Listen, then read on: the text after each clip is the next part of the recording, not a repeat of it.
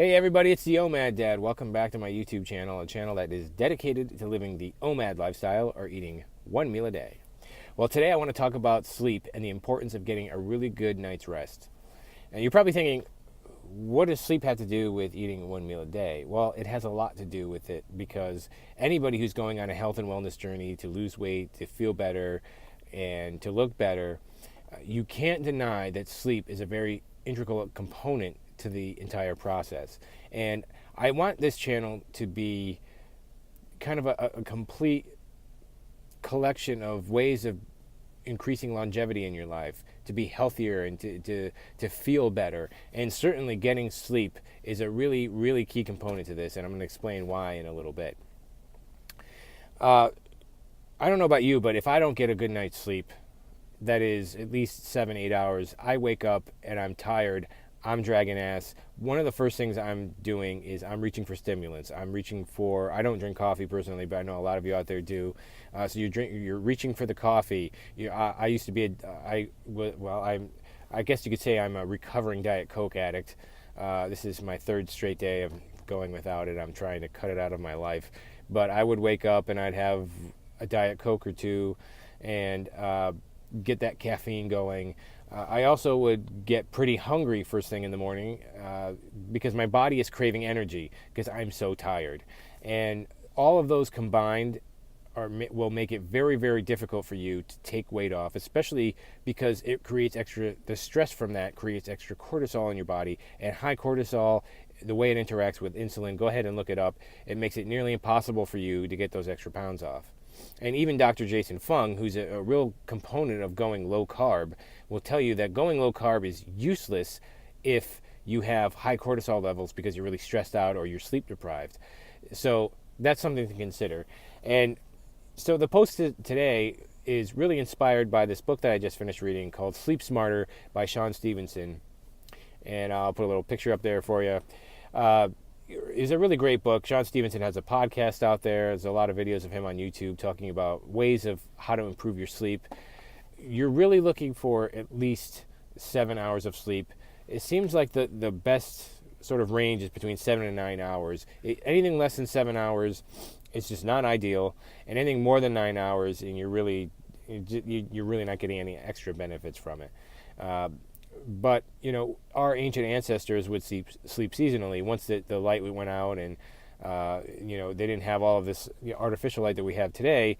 I mean, what else was there to do? Especially if, the days where there was less light usually means it was wintertime. And if there's not a lot of food available during the wintertime and you come up empty-handed on your hunt or your foraging today, what better to do than to just knock off early and go to sleep so that you could, avoid sitting around with the hunger pangs like we do today, sitting up until 11 o'clock at night, 12, 1. I've definitely been guilty of that. And you're more likely when you stay up that late to get another craving for food and try and eat something, have a little snack before you even go to bed. I know one thing I'm guilty of is I love YouTube. I love all you guys out there. I love YouTube. I've learned so much over the years just from tuning in, and I could be up until 1, 2 o'clock in the morning and listening to concerts or video podcasts or anything really, documentaries, you name it. But one of my commitments for the No Excuses November that I made, if you saw my last video, was I'm really going to concentrate on getting some good sleep. It just kind of wears on you, and then when you supplement your lack of sleep with a whole bunch of caffeine. The caffeine does tax your heart. It does tax your adrenal glands. And in my case, when it was with the Diet Coke, I'm adding all these other chemicals on top of it just to get a little buzz of energy to keep myself going, and keep myself nearly bouncing off the walls for the day. And that adds up. And on top of that, I'd be taking myself out of the benefits of autophagy. So it is just water for me and getting some good sleep. And I got to tell you, I have not had Diet Coke for 3 days now. And normally I would just be unable to function if I had to do that. I would just be flat out. But I made a commitment to myself to get to bed earlier at night. And I wake up when my kids get me up. and still get a good 7.5, 8 hours in these past few days, and I feel okay. I'm holding out. I'm doing well. But some of the best tips on how you can. I want to give you some really great tips. Some of the tips from the book that I thought were probably some of the best of the book. I mean, I'm not going to give you everything, and I'm not going to go into huge detail. I'd like you guys to pick it up and read it if you get a chance. But some tips on how to make your sleep experience much better is get more sun during the day.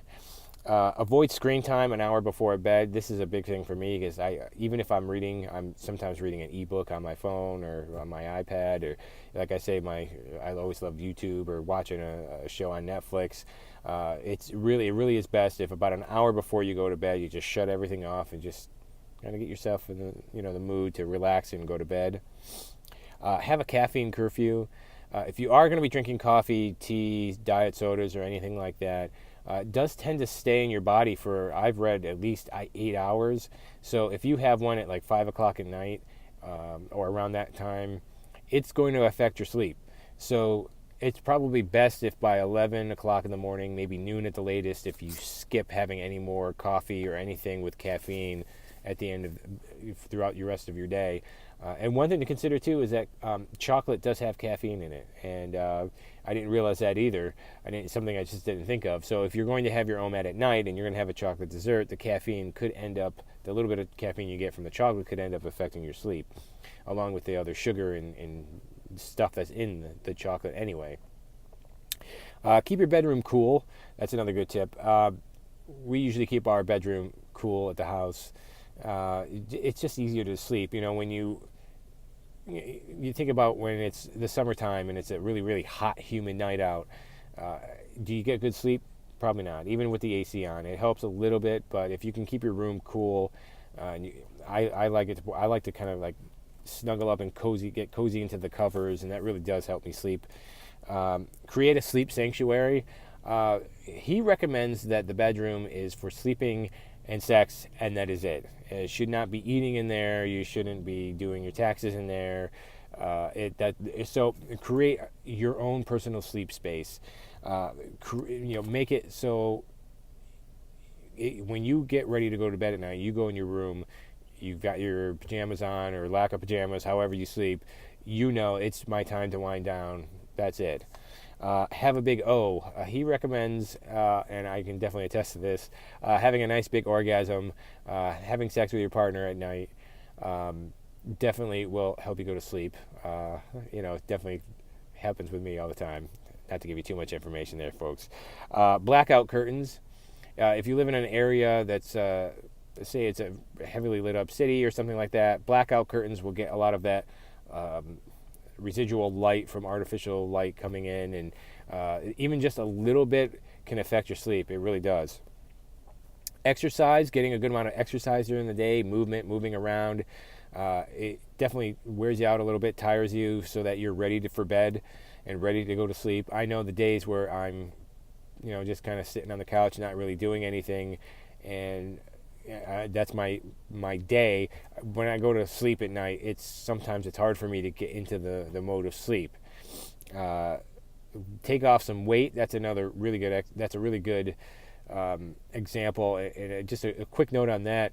Before I started OMAD, I was diagnosed with sleep apnea, and I had to sleep with this huge mask on. It was noisy. It was uncomfortable. And once I lost this weight, once I'm down to, I lost over 50 pounds now.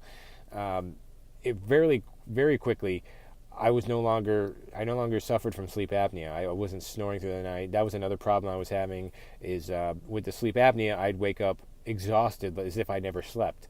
And so when I was really exhausted, what did I need? I needed more stimulants. I needed more sugar during the day. And it was just this vicious cycle. So definitely take off the weight, and I hope that this channel is inspiring you to do so and helping you at the same time. And also, having less alcohol. Alcohol really does affect your sleep. It may make people a little bit drowsy.